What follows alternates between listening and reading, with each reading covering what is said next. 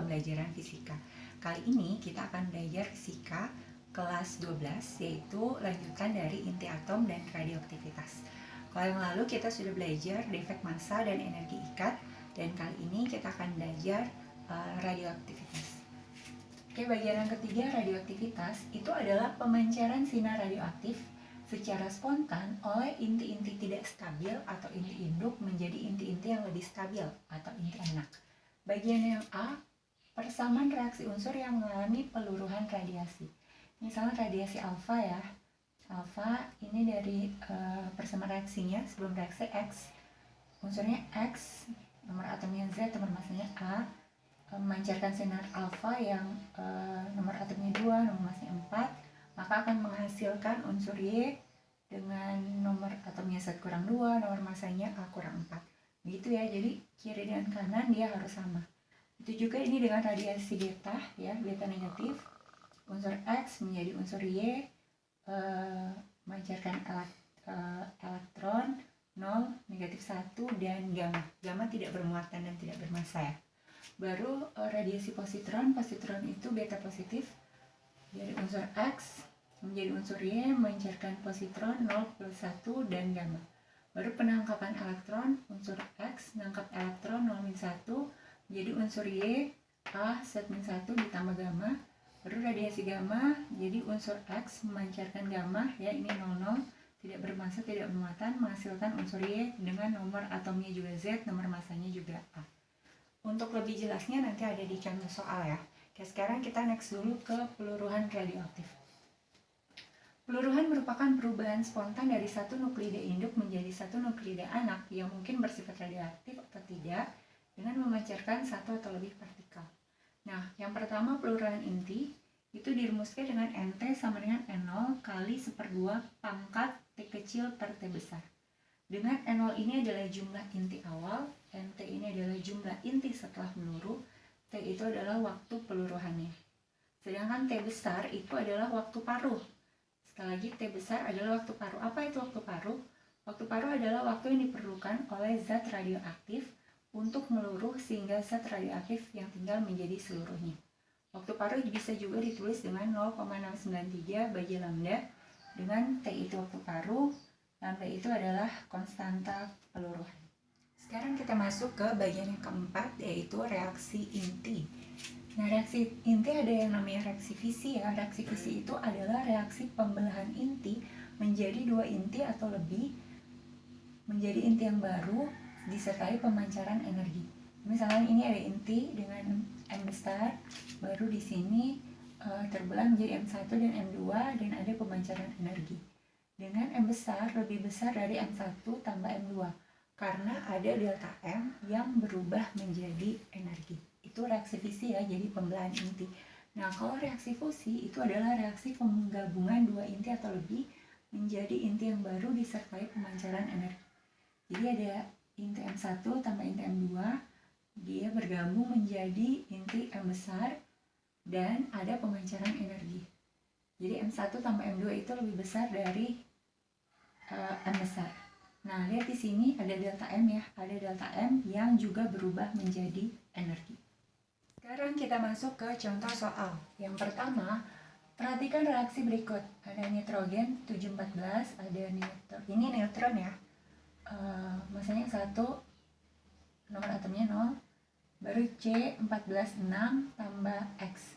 Pada reaksi di atas, X adalah, jadi pertanyaannya, X ini adalah apa? Proton, elektron, deuteron, tritium, atau partikel alfa. Ini menulis lagi ya, 14, 7 tambah 10, 14, 6, C tambah X. Jadi ingat, kiri dan kanan dia harus sama ya. Nah, sekarang kita cek dulu di atas. Ini 14, 1, jadi 14 tambah 1, 15. Sedangkan ini yang sebelah kanan baru 14. Supaya sama, maka di sini harus 1. Supaya sama-sama 15. 14 tambah 1, 15. 14 tambah 1, 15. Begitu ya. Baru yang di bawah lihat. Ini 7, ini 0. 7 tambah 0, 7. Sedangkan di sini baru 6. Nah, supaya sama, maka ini harus 1. Supaya 6 tambah 1, jadi 7. Supaya reaksinya sama. Nah, kalau misalkan ini muatannya 1, baru masanya 1, maka ini partikel apa? X ini itu adalah apa? Nah, kalau satu-satu begini, itu adalah, ini menulis dulu ya, kalau partikel alfa itu kan 42 ya, kalau partikel alfa. Kalau triton itu 31, deuteron itu 21, kalau elektron itu 0, min 1, kalau proton itu adalah 11. Nah, jadi seperti ini, maka X karena nilainya 11, maka X ini adalah proton. Jadi jawabannya X, pada reaksi di atas X adalah proton. Gitu ya, semoga kalian mengerti. Oke, sekarang kita next ke contoh soal nomor 2. Ini tentang waktu paruh ya.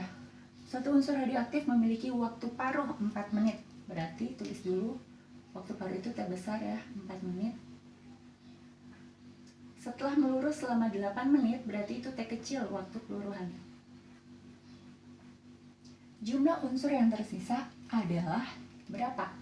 Nah, perhatikan ya di sini, ini grafiknya. Ini jumlah unsurnya, ini waktunya. Nah, pada saat T-nya sama dengan 0, jumlah awalnya itu adalah 20 ya, berdasarkan grafik, lihat di sini. Jadi pada keadaan awal, jumlah inti awal itu adalah 20. Terus sini kita tulis N0 itu adalah 20. Ini pakai gram ya. Nah, katanya setelah 8 menit, NT atau jumlah inti setelah meluru 8 menit ini sisa berapa? Itu pertanyaannya. NT-nya berapa? Oke, kalau kalian sudah bisa analisa setiap variabel-variabelnya, kita tinggal masukkan datanya di rumus. NT sama dengan N0 kali setengah pangkat T per besar. Maka NT sama dengan 20 kali 1/2 kali T kecilnya 8, waktu paruhnya 4, maka ini jadi 20 kali 1/2 pangkat 2 ya, maka ini jadi 20 kali 1/4, maka NT-nya jadi 5. Jadi setelah 8 menit, jumlah unsur yang tersisa adalah 5 gram. Sekarang kita masuk ke contoh soal nomor 3. Perhatikan reaksi fusi berikut. Hidrogen 11 tambah hidrogen 11, ini deuteron ya. 21, baru ada elektron 01, dan ada E besar. E besar ini adalah energi ya. Karena dia letak energinya ini di ruas kanan, maka energi ini dihasilkan. Kalau energinya ada di ruas kiri, berarti energinya itu diperlukan, gitu ya. Diketahui masanya H11 sekian, massa deuteron sekian, massa elektron sekian. Dengan 1 SMA sama dengan 931 mega elektron volt. Nilai energi yang dihasilkan pada reaksi fusi tersebut adalah, jadi ini yang ditanya, nilai energinya ini berapa mega, ini berapa mega elektron volt ya. Jadi caranya adalah, pertama di ruas kiri kita jumlahkan dulu massanya ini.